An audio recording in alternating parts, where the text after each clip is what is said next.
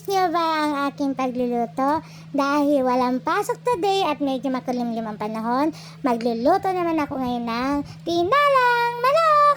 Ito, so isalang na pa natin ang ating kawali at pagkatapos ilagay na natin ang mantika. Kailangan painitin pa po natin siya para kapag inilagay natin itong luya ay mabilis siyang pumula. Alam niyo po ba kapag nagigisa ng tinola, ang unang nilalagay ay luya. Ewan ko po ba, basta't iyan ang natandaan ko, sabi ng lola ko. So ngayon, ilagay na natin ang bawang. Yan, then halu-haluin pa rin natin ng konti. At pagkahalo natin ay ilagay naman natin ang sibuyas. Yan, alam niyo ba yung sibuyas yan? Kahit kailan na hindi pwede magluto ng walang sibuyas at bawang. Pagkatapos ilagay naman din natin ulit ang manok. Ayan. So, 1 kilong manok din po ang binili ko. At ayan, iluluto na rin natin. Halu-haluin natin.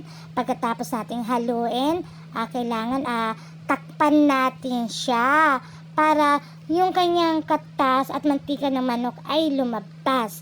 So, ngayon, takpan na ulit natin siya at pagkatapos hintayin natin siya lumabas ang kanyang katas. Kasi iyan po talaga ang nagpapasarap.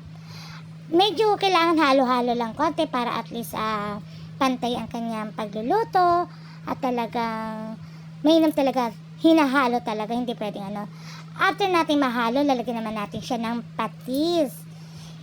Kasi kapag ako nagluluto talaga, patis ang nilalagay ko at hindi asin. Kasi masarap talaga kasi patis, lalo na kung puro.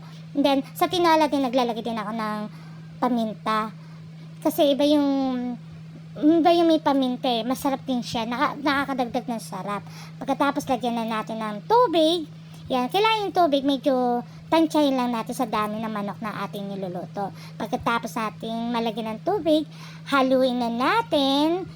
Yan, para at least siguradong kalat ang kanyang Then, lagyan din natin siya ng sili. Ang sili naman, hindi lang naman para sa paksiw at sa sinigang. Pwede rin yan lagyan ng tinola. Tsaka, ito ang mahalaga, yung daon ng malunggay. Kung mapapansin nyo, wala ako masyadong gulay. Kasi, ang anak ko bihirang kumain ng gulay. Kahit paano itong malunggay na to ay kinakain nila, o diba?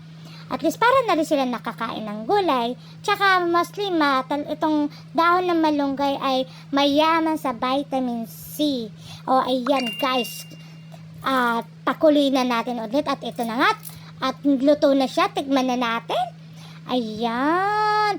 Wow, ang sarap na naman ng niluto kong tinola manok. Kaya guys, tara na. Kain na tayo. Bye! Thank you for watching. And don't forget to follow and share.